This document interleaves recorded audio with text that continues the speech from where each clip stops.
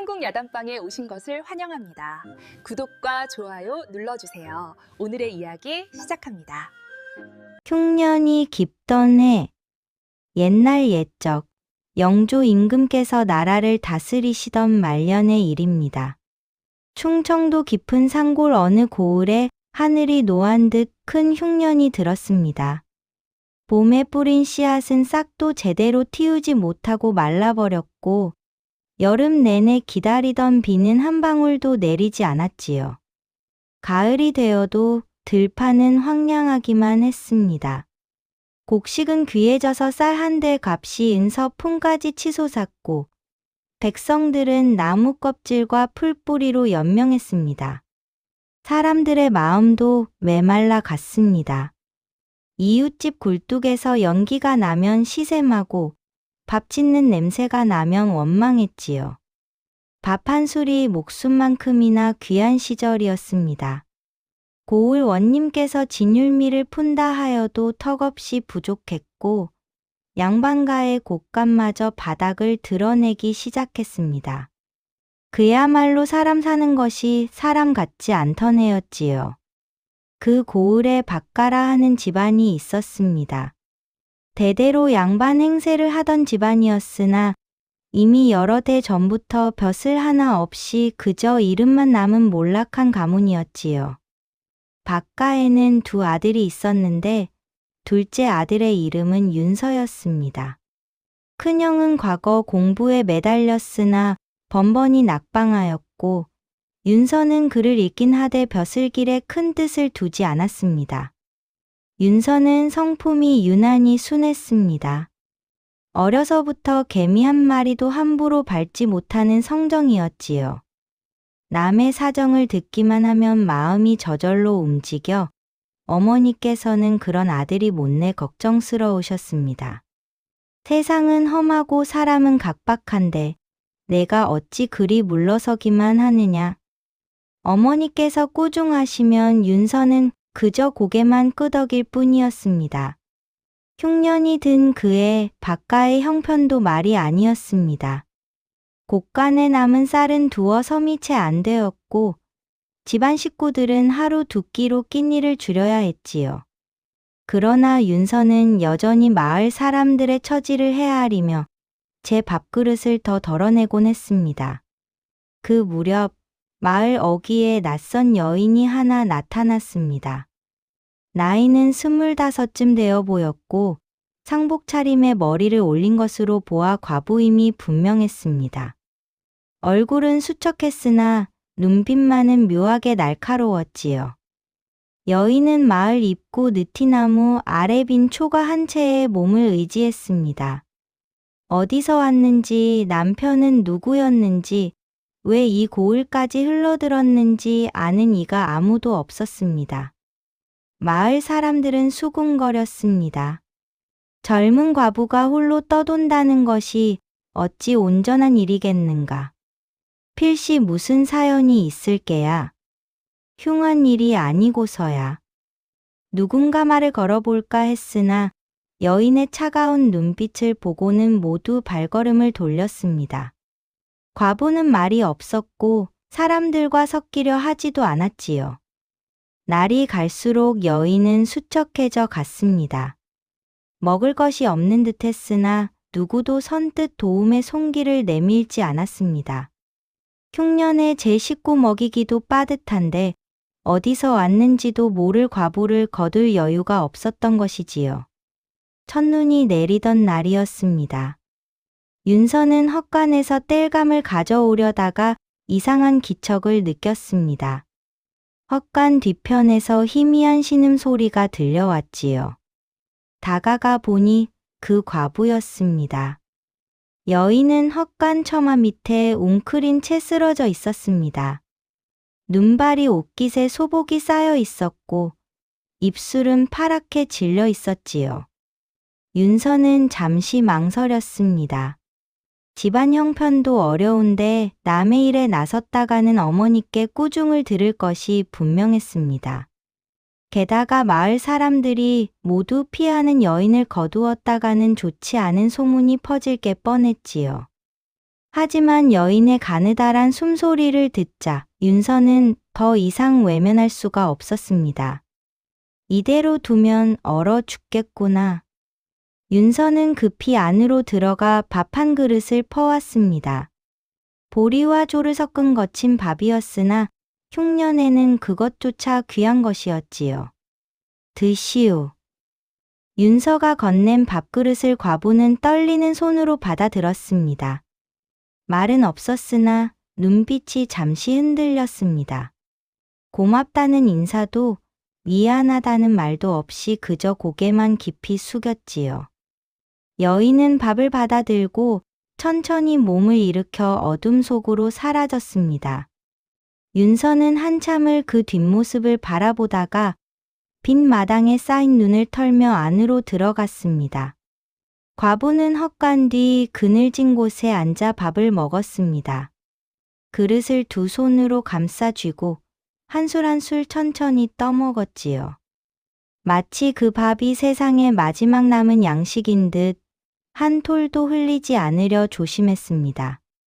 다 먹고 난 뒤에도 그릇을 한참 동안 손에 쥐고 있었습니다.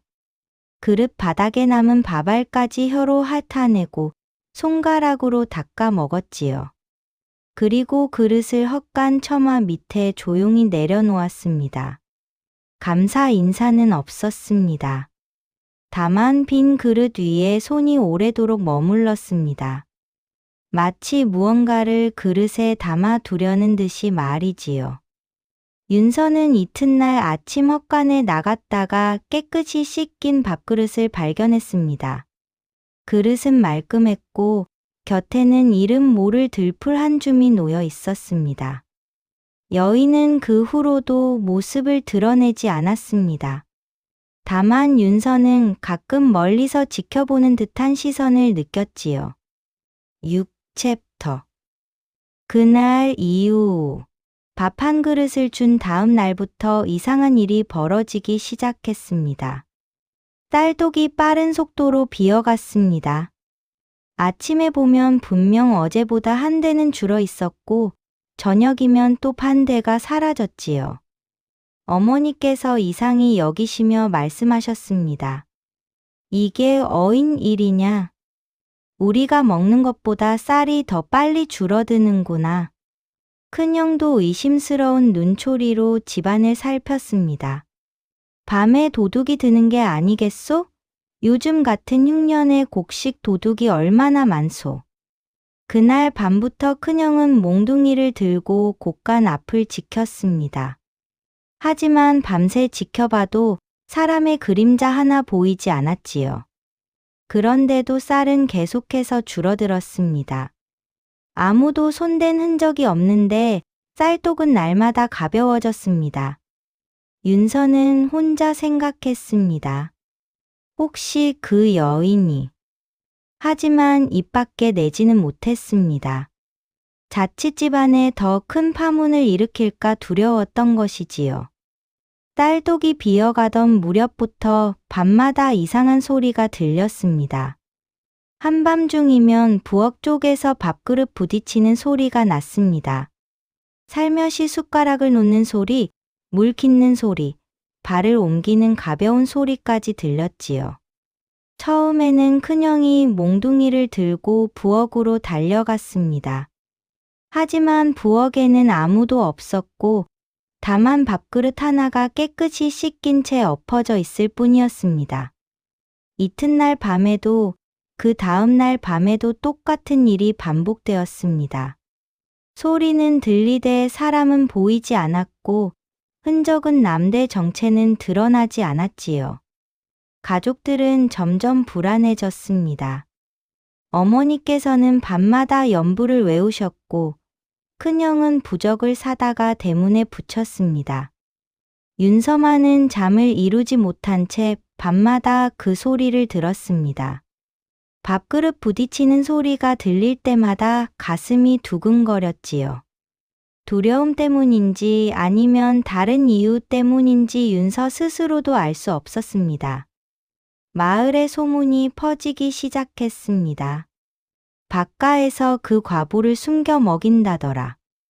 젊은 둘째 도련님이 밤마다 만난다는 소문도 있던데. 양반 체면에 그게 말이나 되는 소리요. 하지만 밤에 사람 그림자가 보였다는 이도 있소. 소문은 꼬리에 꼬리를 물었습니다. 처음에는 단순히 밥을 주었다는 이야기였으나 입에서 입으로 전해지며 점점 부풀려졌지요. 마을 사람들은 박가를 보는 눈빛이 달라졌습니다. 흉년에 남의 과부까지 먹인다는 것은 곧 분수를 모르는 처사라 여겼고, 혹여 그 과부와 무슨 관계라도 있는 게 아니냐는 의심의 눈초리를 보냈습니다. 어머니께서 장에 나가시면 사람들이 수군거리는 소리가 들렸고, 큰형이 글방에 가면 동료들이 빈정거렸습니다. 박가의 체면이 무너지기 시작했습니다. 몰락했어도 양반이라는 자존심만은 지켜온 집안이었는데, 이제는 그마저 흔들리게 된 것이지요. 큰형이 윤서를 다그쳤습니다. 내가 무슨 짓을 한 게야? 집안을 이 지경으로 만들다니. 윤서는 아무 말도 하지 못했습니다. 밥 한 그릇을 준 것이 이토록 큰 파문을 일으킬 줄은 몰랐던 것이지요. 소문이 퍼지던 어느 날, 윤서는 마을 우물가에서 노파 하나를 만났습니다.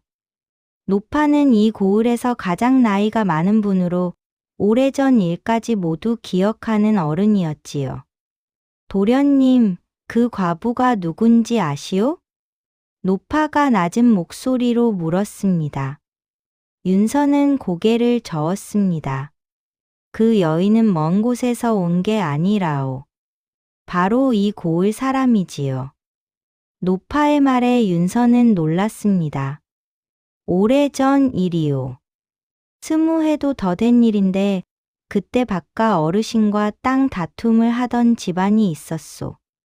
성은 정씨였지요. 정가와 박가가 서로 땅 문서를 놓고 다투었는데 결국 박가가 이겼소. 정가는 땅을 빼앗기고 이 고을을 떠났지요. 노파는 한숨을 쉬며 말을 이었습니다.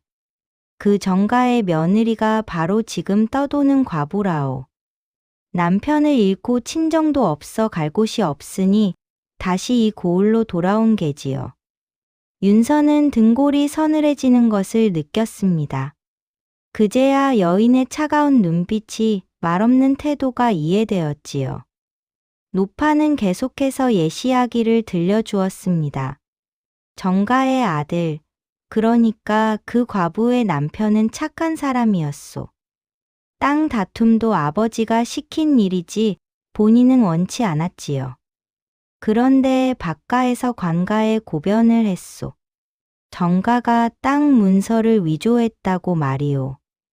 문초가 시작되었고 정씨 젊은이는 곤장을 맞았소. 한데 그 젊은이의 몸이 약했는지 곤장을 못 이기고 그만. 노파는 말끝을 흐렸습니다. 윤서는 입이 마르는 것을 느꼈습니다. 그 죄가 정말 사실이었습니까? 아무도 모르오. 문서가 진짜였는지 가짜였는지는 결국 밝혀지지 않았소. 다만 박가가 그 땅을 차지했고 정가는 뿔뿔이 흩어졌지요. 과부는 남편이 죽은 후 시집에서도 쫓겨났소. 아이도 낳지 못했고 몸 하나 의지할 곳이 없었던 게지요. 노파는 고개를 저으며 말했습니다. 사람들은 오래전 일이라 하여 잊었지만 당한 사람은 잊지 못하는 법이오. 그 과부가 왜 하필 이 고을로 돌아왔겠소. 필시 무언가 마음에 맺힌 게 있을게요. 윤서는 노파의 말을 듣고 집으로 돌아왔습니다. 밤새 잠을 이루지 못했지요. 그해 가을, 박가에 잇따라 흉사가 벌어졌습니다. 먼저 큰형이 과거 시험에서 또다시 낙방했습니다. 이번에는 유난히 자신만만해했던 터라 충격이 컸지요.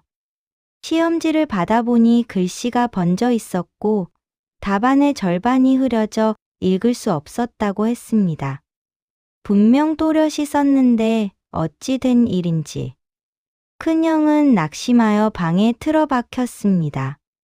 그 무렵 어머니께서 갑자기 알아눕기 시작하셨습니다. 의원을 불러도 병명을 알 수 없었지요. 열이 나는 것도 아니고 어디가 아픈 것도 아닌데 기운이 빠지고 밥맛이 없다고 하셨습니다. 몸이 천근만근이구나. 마치 누가 내 기운을 빨아가는 것만 같아. 어머니의 얼굴은 날로 수척해졌고 말씀도 점점 줄어들었습니다. 밤이면 집안 곳곳에서 이상한 소리가 들렸습니다.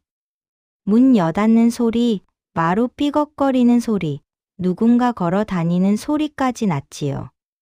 윤서는 알았습니다. 이 모든 일이 우연이 아님을 말이지요.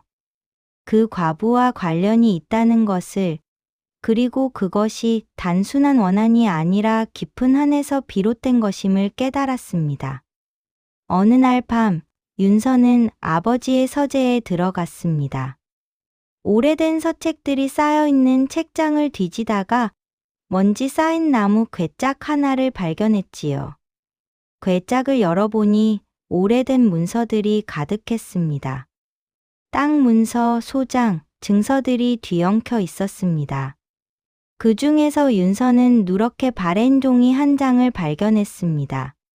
관가에 올린 고변장이었지요. 고변장을 읽어 내려가던 윤서의 손이 떨리기 시작했습니다. 정씨 집안이 땅 문서를 위조하였으니 엄중히 다스려 주시옵소서. 고변장에는 거짓 증언이 빼곡히 적혀 있었습니다. 정 씨가 문서를 위조했다는 증거로 제시된 증인들의 이름이 낯익었습니다. 모두 박가와 가까운 사람들이었지요. 그리고 그 고변장 뒤에는 또 다른 문서가 있었습니다. 진짜 땅 문서였습니다. 정 씨 집안 이름으로 작성된 정당한 소유권을 증명하는 문서였지요. 윤서는 온몸에 소름이 돋았습니다. 우리 집안이 거짓으로 고변을 하여 정씨 집안의 땅을 빼앗았구나. 그리고 그 일로 젊은이가 곤장을 맞아 죽었구나. 윤서는 문서를 펼쳐놓고 한참을 앉아 있었습니다. 손이 떨려 종이를 제대로 잡을 수조차 없었지요. 그때 등 뒤에서 차가운 기운이 느껴졌습니다. 돌아보니 문틈 사이로 누군가의 그림자가 어른거렸습니다. 과부였습니다. 여인은 말없이 윤서를 바라보고 있었습니다. 눈빛에는 원망도 증오도 아닌 깊은 슬픔이 담겨 있었지요. 다음 날 아침 윤서는 가족들을 모아놓고 발견한 문서를 보여주었습니다. 큰형이 벌떡 일어나 소리쳤습니다. 이게 무슨 짓이냐? 집안의 치부를 들춰내다니. 어머니께서도 창백한 얼굴로 말씀하셨습니다. 윤서야, 그것은 오래전 일이다. 이미 끝난 일을 왜 다시 들춰내느냐? 끝난 일이 아닙니다. 그 일로 사람이 죽었고 한 집안이 무너졌습니다. 그리고 지금 우리 집에 일어나는 모든 흉사가 그때 일과 관련이 있습니다. 윤서의 말에 방 안이 조용해졌습니다. 그 과부가 누군지 아십니까? 바로 정씨 집안의 며느리입니다. 우리 집안이 거짓으로 고변하여 죽게 만든 사람의 아내입니다. 큰형이 비웃었습니다. 허튼 소리 마라. 죽은 지 20해도 더 된 사람의 혼이 돌아온다는 게 말이나 되느냐? 그렇다면 형님은 어떻게 설명하시겠습니까? 밤마다 들리는 소리를, 줄어드는 쌀을, 형님의 낙방을, 어머님의 병을. 윤서의 물음에 큰형은 대답하지 못했습니다. 어머니께서 한숨을 쉬시며 말씀하셨습니다. 그래, 내 말이 맞다. 우리 집안이 잘못을 저질렀다. 하지만 그것을 어찌하겠느냐. 이미 지난 일을 바로잡아야 합니다. 잘못을 인정하고 갚아야 합니다. 내가 미쳤구나. 그것은 집안을 망하게 하는 길이다. 가족들은 윤서를 외면했습니다. 큰형은 방문을 박차고 나갔고 어머니는 돌아 누우셨지요. 윤서는 홀로 남아 문서를 바라보았습니다. 며칠 후 마을에 낯선 사내가 나타났습니다.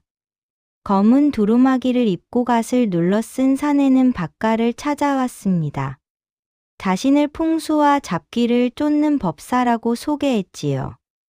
대개 좋지 않은 기운이 서려 있다고 들었소. 제가 잡기를 쫓아드리겠소. 큰형은 반색하며 사내를 맞아들였습니다. 선생님, 제발 우리 집안을 구해주시오. 요즘 이상한 일이 끊이지 않소. 법사는 집안 곳곳을 둘러보더니 고개를 끄덕였습니다. 역시 원귀의 기운이 짙소. 이대로 두면 집안이 풍비박산 날 것이오. 어찌하면 되겠습니까? 큰 곳을 올려야 하오. 재물도 넉넉히 준비해야 하고 부적도 여러 장 붙여야 하오. 물론 비용이 적지 않을 것이오.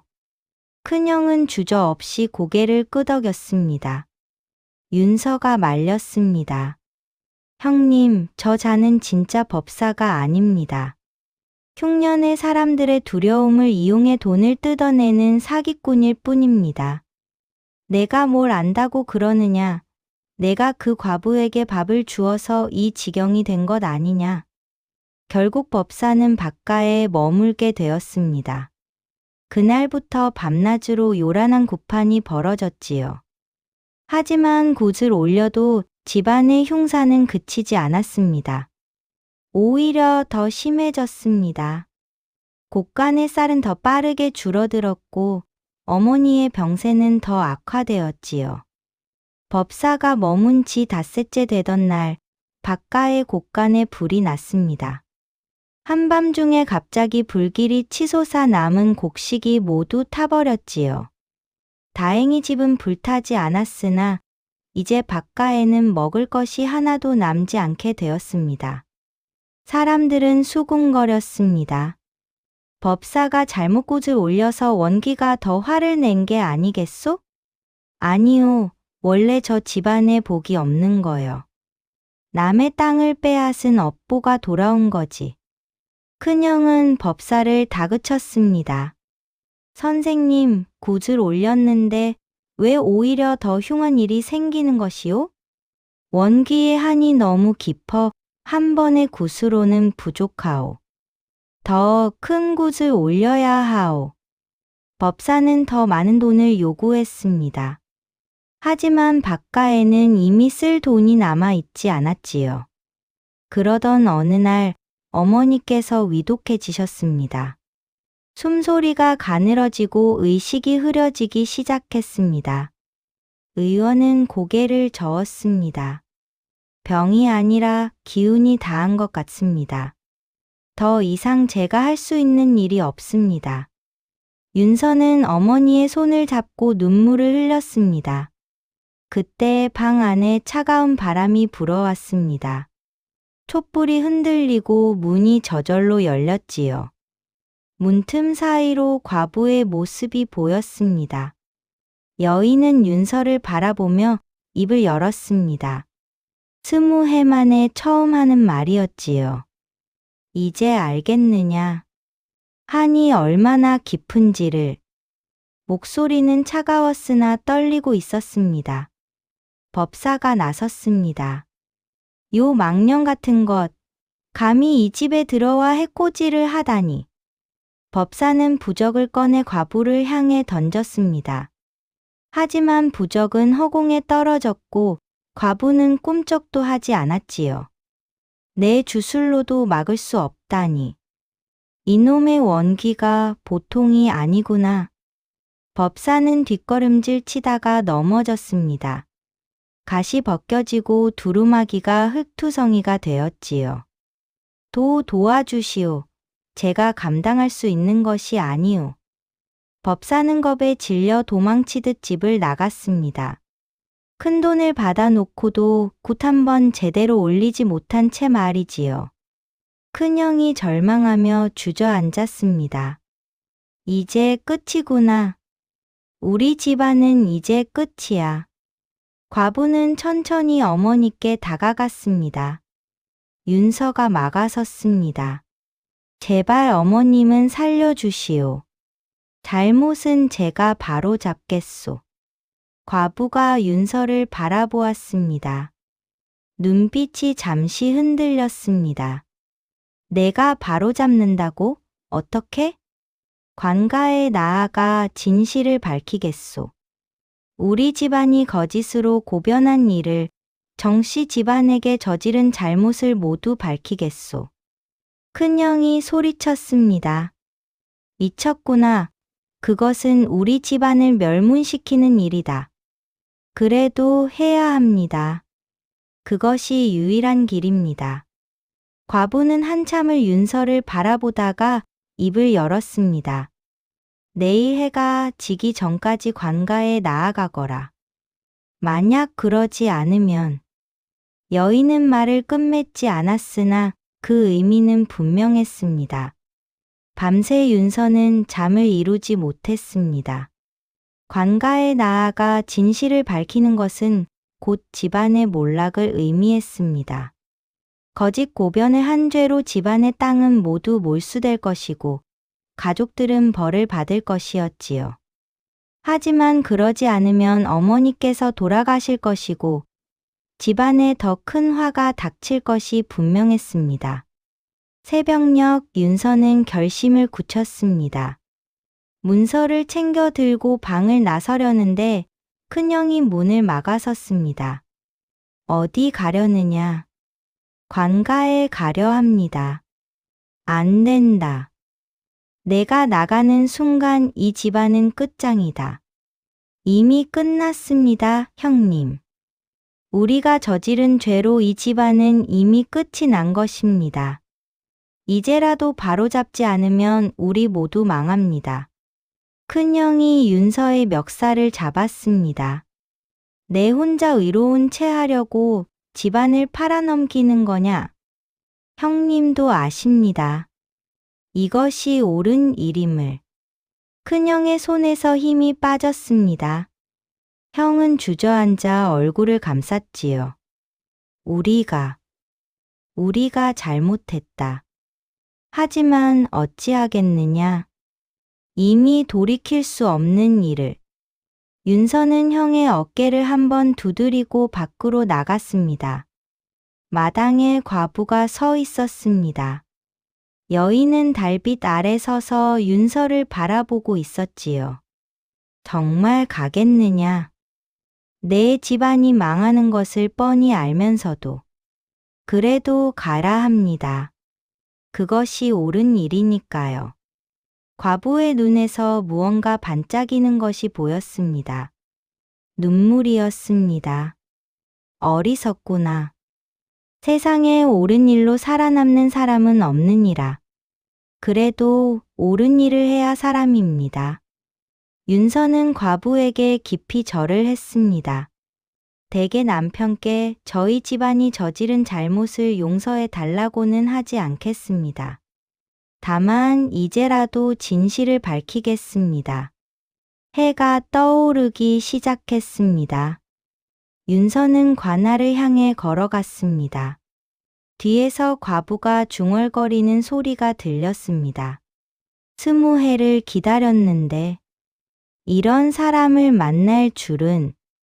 윤서는 관아 앞에 섰습니다. 문서를 품에 꼭 안고 가나 문을 두드렸지요. 아침 일찍부터 관아를 찾은 윤서를 보고 관속들이 의아해했습니다. 무슨 일로 이리 일찍 관아를 찾았느냐? 고하옵니다. 박가 둘째 윤서라 하옵니다. 20해 전에 있었던 땅 소송에 대해 진실을 밝히고자 하옵니다. 관속들이 웅성거렸습니다. 원님께서 직접 나오셨지요. 20해 전이라. 그때 박가와 정가의 땅 다툼 말이냐? 그렇사옵니다. 윤서는 품에서 문서를 꺼내 바쳤습니다. 거짓 고변장과 진짜 땅 문서를 모두 올렸지요. 원님께서 문서를 살펴보시더니 얼굴빛이 변했습니다. 이것이 진짜라면 박가가 거짓 고변을 한 것이로구나. 그렇사옵니다. 저희 집안이 욕심에 눈이 멀어 정당한 주인의 땅을 빼앗았고 그 일로 죄 없는 사람이 죽었사옵니다. 관아가 술렁이기 시작했습니다. 20해 전 사건이 다시 거론되자 사람들이 모여들었지요. 그때 한 노인이 앞으로 나섰습니다. 소인은 그때 증인으로 섰던 사람이옵니다. 박가에서 돈을 주어 거짓 증언을 하라 하였습니다. 오래도록 마음에 걸렸으나 차마 말하지 못하였습니다. 또 다른 이가 나섰습니다. 소인도 그때 이를 압니다. 정씨, 젊은이는 착한 사람이었습니다. 그가 문서를 위조할 리 없습니다. 하나둘 증언이 쏟아졌습니다. 오랫동안 침묵하고 있던 사람들이 용기를 내어 진실을 말하기 시작한 것이지요. 윤서는 무릎을 꿇고 머리를 조아렸습니다. 저희 집안의 죄를 묻어주십사 하옵니다. 땅은 모두 돌려드리겠고 어떤 벌이든 받겠나이다. 원님께서 오래 침묵하시다가 입을 여셨습니다. 예시를 파헤치는 것이 쉬운 일은 아니다. 하나 진실은 밝혀져야 하느니라. 재조사를 명하노라. 재조사가 시작되었습니다. 오래된 기록들이 다시 검토되고 증인들이 새로 조사를 받았습니다. 결국 박가의 거짓 고변이 명백하게 드러났지요. 원님께서 판결을 내리셨습니다. 박가는 거짓 고변으로 정가의 땅을 부당하게 빼앗았고 그 일로 정씨 젊은이가 억울하게 목숨을 잃었느니라. 땅은 정가에 돌려주되 정가의 후손이 없으니 관에서 관리하도록 하라. 박가는 벌금을 내고 3년간 과거 응시를 금하노라. 큰형이 절망했습니다. 3년간 과거에 응시하지 못한다는 것은 곧 펴슬 길이 막힌다는 의미였으니까요. 하지만 윤서는 담담히 받아들였습니다. 당연한 벌입니다. 그날 밤 박가로 돌아온 윤서는 마당에서 과부를 다시 만났습니다. 여인의 모습이 전과 달라져 있었습니다. 차가웠던 눈빛이 부드러워졌고 창백했던 얼굴에 온기가 돌았지요. 고맙다. 과부가 처음으로 웃었습니다. 대개 용기로 내 남편의 억울함이 풀렸다. 이제 나도 편히 갈 수 있을 것 같구나. 죄송합니다. 너무 늦었습니다. 아니다. 늦지 않았다. 20해가 걸렸어도 진실이 밝혀진 것만으로 족하다. 여인의 몸이 점점 투명해지기 시작했습니다. 부디 편히 가십시오. 그리고 남편분께 전해 주십시오. 이제는 원통함을 내려놓으시라고. 과부는 고개를 끄덕이며 사라졌습니다. 마치 바람에 흩어지는 연기처럼 말이지요. 그날 밤부터 박가에는 이상한 일이 일어나지 않았습니다. 어머니의 병도 거짓말처럼 나았고 밤의 소리도 사라졌지요. 그 후로 박가의 삶은 달라졌습니다. 땅을 잃고 벌금을 낸 후 집안은 더욱 가난해졌습니다. 하지만 이상하게도 집안 분위기는 전보다 평온했지요. 큰형은 과거 공부를 포기하고 글방을 열어 아이들을 가르치기 시작했습니다. 처음에는 억울해했으나 차츰 마음을 고쳐먹었지요. 벼슬이 전부가 아니더구나. 아이들에게 글을 가르치는 것도 의미 있는 일이야. 어머니께서는 건강을 되찾으셨고 이전보다 더 자비로운 마음을 가지게 되셨습니다. 우리가 남에게 행한 악이 결국 우리에게 돌아왔구나. 앞으로는 남에게 해끼치는 일이 없도록 하자. 윤서는 마을에 남아 어려운 이웃을 도왔습니다. 흉년이 지나고 다시 풍년이 들자 수확한 곡식을 가난한 이들과 나눴지요. 사람들은 윤서를 보며 말했습니다. 박가 둘째 도령은 참으로 의로운 사람이로다. 집안을 희생해서라도 옳은 일을 택하다니. 세월이 흘러 윤서도 장가를 들었습니다. 착한 아내를 만나 아이들을 낳고 평온하게 살았지요. 어느 날 윤서는 묘를 찾았습니다. 정씨, 젊은이의 묘였습니다. 관에서 새로 묘를 단장해 주었고 비석도 세워 주었지요. 윤서는 묘 앞에 절을 올렸습니다. 늦었지만 잘못을 바로잡았습니다. 부디 저승에서 편히 쉬십시오. 바람이 불어와 나무잎을 흔들었습니다. 마치 대답하듯이 말이지요.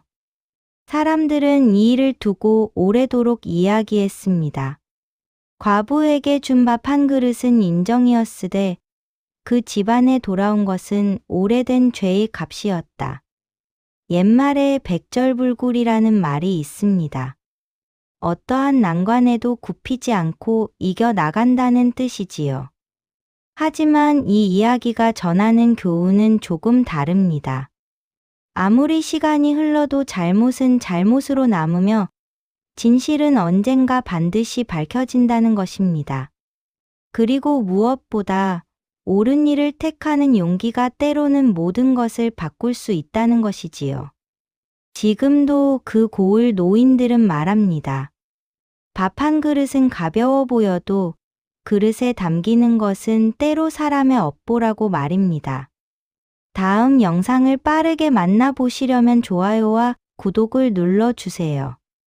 그럼 더 재미있는 영상으로 찾아뵙겠습니다.